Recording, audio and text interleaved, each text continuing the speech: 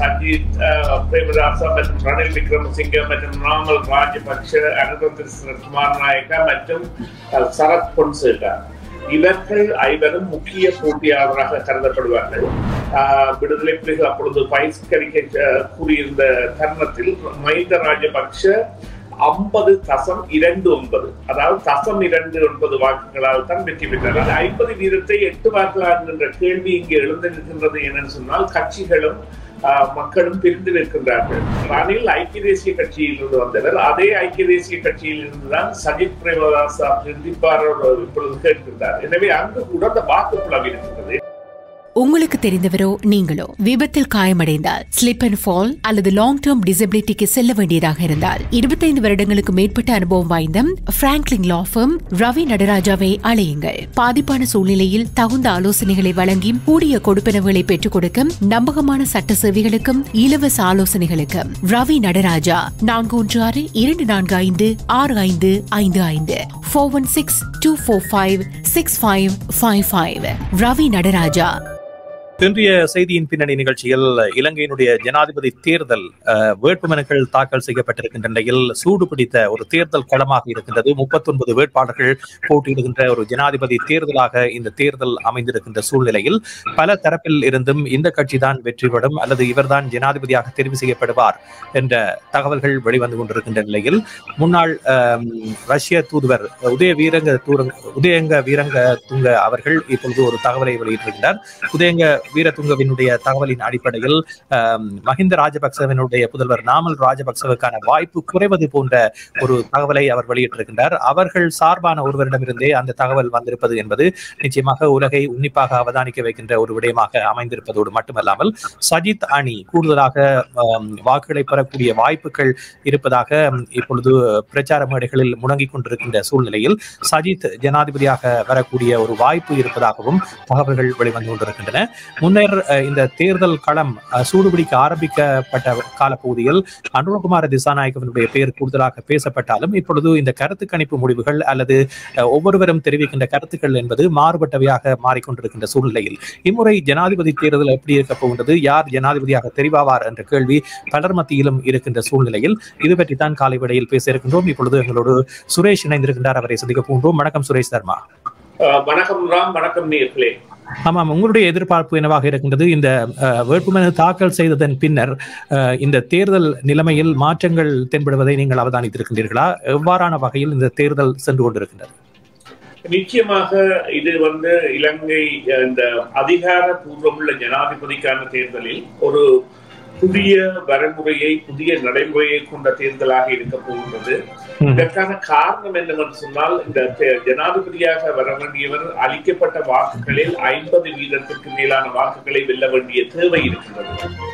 அந்த தேவை இந்த தேர்தலின் பொழுது சாத்தியப்படுமா என்கின்ற எல்லாமே ஒரு பலத்த கேள்வியாக இருக்கின்றது. ஏனென்றால் குறிப்பாக 4 அல்லது 5 பிரமுக வேட்பாளர்களும் அதே நேரம் தமிழர்களின் வாக்குகளை பிரிப்பதற்கான அல்லது தவிர்ப்பதற்கான ஒரு வேட்பாளரும் அல்லது பயிற்சிப்பதற்கான ஒரு கோரிக்கையுமாக இருக்கின்றது. இதில் குறிப்பாக நாங்கள் பார்த்தோமாக இருந்தால், நீங்கள் குறிப்பிட்ட சஜித் பிரேமதாச மற்றும் ரணில் விக்ரமசிங்க மற்றும் நாமல் ராஜபக்ஷ, அனுர குமாரநாயக்க மற்றும் சரத் பொன்சேகா, இவர்கள் ஐவரும் முக்கிய போட்டியாளராக கருதப்படுவார்கள். இதே நேரம் 39 போட்டியாளர்கள் இருக்கின்றார்கள். தமிழர்களில் 2 பேர் மற்றும் முஸ்லிம்களில் 2 பேர். அதில் தமிழ் ஒரு வேட்பாளர் தமிழர்களுடைய குறிக்கோளை காட்டுவதற்காக என்ற ரீதியில் களமிறக்கப்பட்டிருக்கின்றார்கள். இந்த நிலையில் 50 வீத வாக்குகளை பெறாத இடத்து அது எவ்வாறான முடிவுகளை கொடுக்க போகின்றது, தோல்வி பெற்ற வேட்பாளர்கள் தங்களுடைய வாக்குகளை இன்னொருவர்கள் கொடுத்து அதை வெல்லக்கூடிய சாத்தியங்கள் இருக்கின்றனவா என்றவையெல்லாம் அரசியல் சாசனத்தில் உட்பட்ட கேள்விகள். எனவே இந்த தேர்தல் என்பது பலமுறை பரிசீலிக்கப்பட்ட வாக்கு எண்ணிக்கைக்கு பிறகு பலத்த சவால்களை கொண்டதாக இருக்க போகிறது. குறிப்பாக எடுத்து பார்த்தீர்கள், 8 அதிகாரமுள்ள ஜனாதிபதிக்கான தேர்தல்கள் நடந்திருக்கின்றன. அதில் ஆக குறைந்தது 2004ஆம் ஆண்டு விடுதலை புலிகள் அப்பொழுது பயிற்சிக்க கூறியிருந்த தருணத்தில் மஹிந்த ராஜபக்ஷ 50.29, அதாவது 0.29 வாக்குகளால் தான் வெற்றி பெற்றார். அதற்கு முந்தைய தேர்தலில் வெற்றி பெற்றவர்கள் எல்லாம் 56 அல்லது 64 அதிகூடிய வாக்குகளை வெற்றி பெற்றவர் சந்திரிகா குமாரதுங்க. அவர் 64% பெற்றிருந்தார் ஒரு தேர்தலின் போது 96ஆம் ஆண்டு என்று நினைக்கின்றேன்.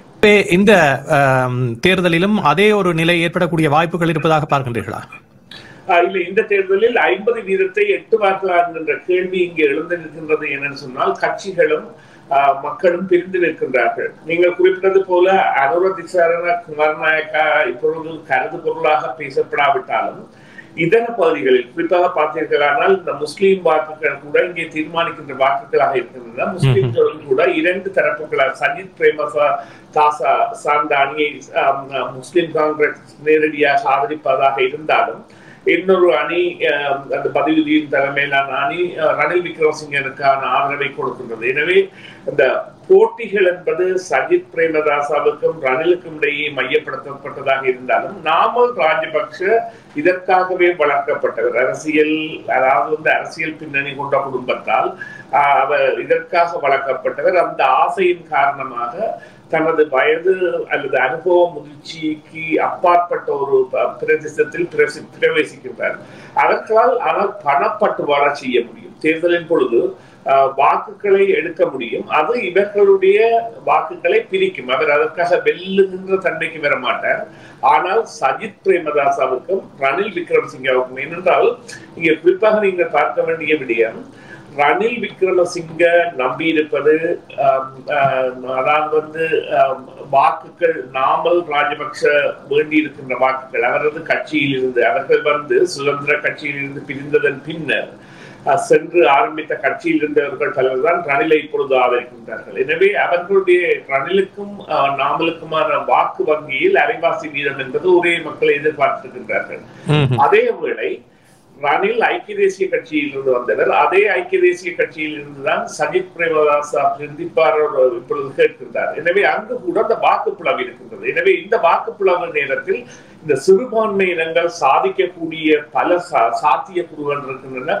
அவர்களுடைய பேசு திறமாக இருந்தால் குறிப்பாக வடக்கு கிழக்கு தமிழர்கள், முஸ்லீம்கள் மற்றும் மலையக மக்கள் என்பவர்கள் இந்த தேர்தலின் பொழுது பெரிய பெறுபொருள்களை பெறக்கூடிய தன்மை இருக்கின்றது. இதை மலையக தமிழ் மக்கள் நன்றாகவே பயன்படுத்துகின்றார்கள், முஸ்லீம்களும் பயன்படுத்துகின்றார்கள். எங்களுக்கு அதற்கான அறிவித்தலை இப்பொழுது இந்திய உயர்ஸ்தானிகர் வழங்கி இருக்கின்றார்கள். நீங்கள் இந்த சந்தர்ப்பம் இதுதான் ஒரு இனவாதம் இல்லாத சந்தர்ப்பம் என்கின்ற கருத்தில், அது அவரது கருத்து, நாங்கள் அதை ஆதரிக்கவில்லை. ஆனால் அவ்வாறான ஒரு நிலை அங்கே இருக்கின்றது என்பதை அந்த கருத்து கூட காட்டி இருக்கின்றது. பிரதான கட்சிகளும் சரி அல்லது இந்த தேர்தலை உற்றி நோக்கி கொண்டு ஒரு வெற்றி வாய்ப்பை பெற வேண்டும் என்று முனைப்பில் இருப்பவர்களும் குறிப்பாக வடக்கு கிழக்கை மையப்படுத்தி தமிழ் பிரதிநிதிகளை தங்களுடைய சார்பாக பிரச்சாரங்களில் ஈடுபடுத்தி வருவதை பார்க்கலாம். அதில் குறிப்பாக சஜித்தினுடைய அணி மற்றும் ஏனைய கட்சிகளும் அவ்வாறே செய்து வருகின்றன. அன்ரோகுமார திசாநாயக்க உட்பட அவர்கள் நேரடியாக பிரசன்னம் செய்ததோடு மட்டுமல்லாமல் அவர்கள் சார்பாக தமிழ் பிரதிநிதிகளும் இந்த கட்சியின் சார்பாக தொடர்ந்து வேலை திட்டங்களில் ஈடுபடுத்தப்பட்டிருக்கின்றார்கள். இதே நேரத்தில் தமிழ் பொது வேட்பாளருக்கு ஒரு சவால் இருக்கின்றது. இவ்வாறான கட்சிகளோடு தமிழ் மக்கள் பயணிக்கின்ற ஒரு நிலையில் இந்த தேர்தல் நடைபெறுவதனால் அதே நேரத்தில் ஏனைய கட்சிகளின் மூலமாகவும் பிரச்சாரங்கள் முன்னெடுக்கப்படுகின்றன. தமிழ் பொது வேட்பாளர் தொடர்பாக குறிப்பாக கஜேந்திரகுமார் பொன்னம்பலம் இன்று கூட ஒரு அறிக்கையை வெளியிட்டிருக்கின்றார். இந்த விடயங்களை பார்க்கின்ற பொழுது உங்களுடைய அவதானிப்பு என்னவாக இருக்கின்றது? இந்த வாக்குகள் சிதறக்கூடிய நிலை ஏற்படக்கூடிய சந்தர்ப்பம் ஏற்பட்டால் என்ன நிலை ஏற்படும்? அவரும் ஒரு இந்தியாவினுடைய ஒரு முகவர். அவர் இனங்காணப்பட்டு அவர் இன்று பொது வேட்பாளராக அறிவிக்கப்பட்டிருக்கிறார். அவரை ஒரு பொது வேட்பாளராக அறிவித்துவிட்டு ஓடோடி சென்று ரணில் விக்ரமசிங்கவோடு சந்தித்திருக்கிறார்கள். சஜித் பிரேமதாசாவையும் சந்தித்திருக்கிறார்கள். இரண்டாவது இருப்பு வாக்கை ஒற்றையாட்சி பௌத்த நாடு என்ற நிலைப்பாட்டோடு இருக்கிற பேரினவாத வேட்பாளர்களுக்கு பெற்றுக் கொடுப்பதற்கான சதி நடவடிக்கையிலே 3 பேருமே மிக தீவிரமான சிங்கள பௌத்த இனவெறி நிகழ்ச்சியினர்களோடு இந்த தேர்தலிலே போட்டியிடுகின்றார்கள். நிரந்தர தீர்வு தொடர்பாக சமஸ்தி தொடர்பாக பேசலாம் என்று சொல்லப்பட்டதாக சொல்லி கதை அளக்கிறார்கள். கடந்த 75 வருடங்களாக இதைத்தான் இவ்வாறு சொல்லித்தான் தமிழ் மக்களை ஏமாற்றி இந்த பேரினவாதிகளுக்கு முண்டு கொடுத்து நிச்சயமாக அது கஜேந்திரகுமார் செல்வராசாவாக இருக்க வேண்டும் என்று இந்த பத்திரிகையாளர் அந்த சந்திப்பை மேற்கொண்டது. அது குறிப்பாக அதற்கு கூறியிருக்கின்றார், இவர் வெளிநாடுகளின் அல்லது இந்தியாவின் ஒரு அதாவது காழ்ப்புணர்வுடன் அதாவது உளவு பிரதிநிதியாக அல்ல அவர்கள் விரும்புவதை சாதிப்பதற்காக அவர்கள் வைக்கின்ற ஒரு ஆளாக அரியநேந்திரன் இருக்கலாம் என்று. ஆனால் இங்கே அரியநேந்திரன் எதிரையும் சாதிக்கப் போவதில்லை என்பதை அவர் மறந்துவிட்டார். அதாவது அவர்கள் தாங்கள் குறிப்பிட விரும்புகின்ற விடயம் தமிழ் மக்களுடைய தேவை என்ன என்பது. ஆனால் நீங்கள் குறிப்பிட்ட விடயத்தில் ஒரு முக்கியமான உண்மை இருக்கின்றது. மற்ற விடயத்தில் என்னன்னு சொன்னால், இந்த கட்சிகள் எல்லாம் தமிழ் முக்கிய பிரதிநிதிகளை வைத்திருப்பதோடு தங்களுடைய பிரதிநிதிகளாக குறிப்பாக சஜித் பிரேமதாசாவும் ரணில் விக்ரமசிங்காவும் தங்களுடைய குறிப்பாக இந்த வடக்கு யாழ் மாவட்ட அமைப்பாளர்களாக பெண்களை நியமித்திருக்கின்றார்கள். 2 தமிழ் பெண்கள் அவர்கள் நியமித்திருக்கிறார். அதே போல அனுர திசாநாயக்கா குமார் நாயக்காவின் கட்சியில் கூட ஒரு தமிழ் பெண் மிகவும் முக்கியமான குரலாக விளங்குகின்றார். அதை விட அங்கே உள்ள அந்த அங்கஜன் ராமநாதன் மற்றும் டாக்டர் தேவானந்தா போன்றவர்கள் தங்களுடைய ஆதரவுகளை அவர்கள் தெரிவிக்கின்றார்கள். எனவே அந்த வாக்குகள் பிரிவதை தவிர ஏனைய மிஞ்சி இருக்கின்ற வாக்குகளில் அதாவது நாங்கள் அந்த தமிழ் தேசிய கூட்டமைப்புகளுக்கான அல்லது தமிழ் விடுதலை மேல் விருப்பு கொண்டவர்களுக்காக இருக்கின்ற வாக்குகள் என்பதில் இப்பொழுது பிளவுகள் ஏற்பட்டிருக்கிறது, கண் கூடாக தெரிகின்றது. ஏனென்றால் அதனை அதாவது இப்பொழுது குறிப்பிட்டீர்கள் என்றால் ஒரு வடக்கு மாகாண மீனவ சங்க தலைவரை கூறுகின்றார், நீங்கள் புது வேட்பாளரை நிறுத்திவிட்டு மற்ற வேட்பாளர்களுடன் அதே கட்சிகள் பேசுவதென்றால் அது ஒரு அப்பட்டமான ஒரு மீள், அதாவது மக்களை நம்பிக்கை இழக்க வைக்கும் என்று. அதே போன்று இவர்களுடைய ஆணித்தரமான கருத்துக்கள் இல்லாத ஒரு கட்டத்தில் இந்த வேட்பாளர்களிடையான வேட்பு பிளவுகள் அல்லது அந்த வாக்கு பிளவுகள் என்பது வடக்கு கிழக்கில் பரிவர்த்தனமாக தெரியக்கூடிய சாத்தியக்கூறுகளைத்தான் இப்பொழுது நிலைமை காட்டுகின்றது. கடந்த காலங்களோடு ஒப்பிடுகின்ற பொழுது கூடுதலான ஜனாதிபதி வேட்பாளர்கள் இந்த தேர்தலில் போட்டியிடுவதற்கான காரணம் என்று நீங்கள் இதனை பார்க்கின்றீர்கள். அதே நேரத்தில் குறிப்பாக இலங்கை போன்ற நாடுகளில் இவ்வாறான தேர்தல்கள் நடைபெறுகின்ற பொழுது தங்களுக்கு சார்பானவர்களை சர்வதேசம் நியமிக்க வேண்டும் என்ற முனைப்பில் சர்வதேச தலையீடு இருப்பதாக குறிப்பிடப்படுகின்றது. இந்த கூடுதலான வேட்பாளர்கள் ஈடுபட்டுவது இந்த வாக்குகளை சிதறடிக்க செய்கின்ற முயற்சியாக பார்க்கலாமா, அல்லது இதில் உண்மையாக அவர்கள் நாட்டுக்கு சேவை செய்ய வேண்டும் என்ற ஒரு முனைப்பில் ஈடுபடுத்தப்படுகின்றார்களா? என்ன காரணம் என்று நீங்கள் நினைக்கிறீர்கள்? இல்லை, இலங்கையில் கூட 2 தலைமைகளின் அல்லது 2 குடும்பங்களின் அரசியல் தலைமைகள் தான் அங்கே ஆட்சி புரிந்திருந்தன. ஒன்று பண்டாரநாயக்கா குடும்பம், பிறகு இப்பொழுது நாங்கள் கண்டது ராஜபக்ஷ குடும்பம். இடையில் ஜெயவர்த்தனா வந்தார். ஜெயவர்த்தனாவின் வழித்தோன்றல் அல்லது ஜெயவர்த்தனாவை மாமனாராக கொண்டவர் தான் ரணில் விக்ரமசிங்க. அதே போல பிரேமதாசா இங்க அப்பாறான நிலைமை இருக்கைக்கு அவர்களிடையே ஒரு ஆளுமை இருந்தது. அவர்களை மீறி அங்கே செல்ல முடியாது இருந்தது. ஆனால் இந்த முறை இந்த ஆளுமையற்ற தன்மை என்பது வெளி வந்துவிட்டது. குறிப்பாக மஹிந்த ராஜபக்ஷ குடும்பம் இந்த அறக்கலைய போராட்டத்தின் பின்னரான காலத்தில் அவர்களுக்கான ஏது நிலை அங்கே இல்லாது இருந்தது. அதே போன்று அங்கே ஏற்பட்டிருக்கின்ற பிரச்சனை என்பது மக்களுடைய தேவைகள் பூர்த்தி செய்யப்பட வேண்டும் என்கின்ற ஒரு நிலை. அதாவது வங்குரோத்து நிலைக்கு சென்ற நாடு 2 ஆண்டுகளில் உள்ள அதனை ஒரு தேர்தலை நடத்துகின்ற அளவிற்கு வந்திருக்கின்ற பொழுது அதன் எதிர்பார்ப்புகள் கூடியதாகவும், அதே நேரம் இந்த சமூக வலைத்தளங்கள் மற்றும் மேற்கத்திய தேசங்களில் இப்பொழுது 3 மில்லியன் மக்கள் குறிப்பாக இலங்கை தேசத்தின் புலம்பெயர்ந்த மக்கள் இருக்கின்றார்கள். அவர்கள் பெரும்பான்மை இனத்தவர்களாகவோ அல்லது மத்திய கிழக்கு மற்றும் இதர நாடுகளுக்கு, இஸ்ரேல், ஜப்பான் போன்ற நாடுகளுக்கு வேலைக்கு சென்றவர்களாகவோ அவ்வாறானவர்களின் பணமூட்டல்கள் போன்றவை எல்லாம் அங்கே ஒரு புதிய மாற்றத்தை ஏற்படுத்துகின்றது.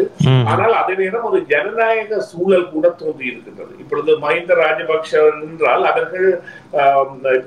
அவர் நேரடியாக போட்டியிடக்கூடிய அந்த ஆளுமை மற்றும் அந்த அதிகார பலத்துடன் என்றால் இப்பொழுது அதிகார பலமில்லாதவர்களாக இருக்கிறார் என்றால் இதில் பல வேட்பாளர்கள் பணத்தால் வாங்கப்பட்டிருப்பார்கள் அல்லது மிரட்டல் மூலம் அவர்களாகவே தங்களுடைய வேட்பு மனுக்களை வாபஸ் வாங்கியிருப்பார்கள். அது போன்ற இந்த நிகழ்வு இல்லாமல் நடப்பதுதான் இப்போதைய நிலைமைக்கு காரணம். ஆனால் நான் குறிப்பிட்டது போல இந்த தேர்தல் ஒரு புதிய முறையாக இருக்கும். கட்சி சொல்லுங்க. தேர்தல் ஆணையாளருடைய கருத்தின்படி இம்முறை ஜனாதிபதி தேர்தலில் வாக்களிப்பதற்கு 1 மில்லியன் இளைஞர்கள் தயாராக இருப்பதாக புதிய தகவல்கள் வெளிவந்திருக்கின்றது. இந்த புதிய வாக்காளர்கள் எவ்வாறான மாற்றத்தை கொண்டு வருவார்கள் என்று நினைக்கின்றீர்கள்? ஏனென்றால் கூடுதலாக இந்த அறகலைய போராட்டத்தில் இளைஞர்கள் ஈடுபட்டிருந்தார்கள். ஆகவே அதனுடைய தாக்கம் என்பது இந்த ஜனாதிபதி தேர்தலில் பிரதிபலிக்குமா? நிச்சயமாக அது இருக்கும். ஆனால் ராம், இங்கே இருக்கின்ற ஒரே ஒரு விடயம் என்றால் 4 வாரங்கள் தான் இருக்கின்றன. நேற்று ஜனாதிபதி விண்ணப்பங்கள் பூர்த்தி செய்யப்பட்டு பரிசீலிக்கப்பட்டு 39 பேர் அனுமதிக்கப்பட்டிருக்கின்றார்கள். செப்டம்பர் 21ஆம் தேதி போட்டி. அப்பொழுது செப்டம்பர் 19 அல்லது 18ஆம் தேதி தேர்தலுக்கான பிரச்சாரங்கள் நிறுத்தப்பட்டுவிடும். அவ்வாறு பார்த்தோம்னா சரியாக 1 மாத கால அவகாசம் இருக்கின்றது. இந்த 1 மாத காலத்திற்குள் எவ்வாறாக பிரச்சாரங்கள் செய்யப்படலாம், எவ்வாறான தன்மைகள் எடுபடும் மற்றும் எந்தெந்த வேட்பாளர்கள் நிறுத்துவார்கள் போன்ற பல இத்தியாதிகள் இந்த விடயங்களில் விவகாரங்களாகி இருக்கின்றன.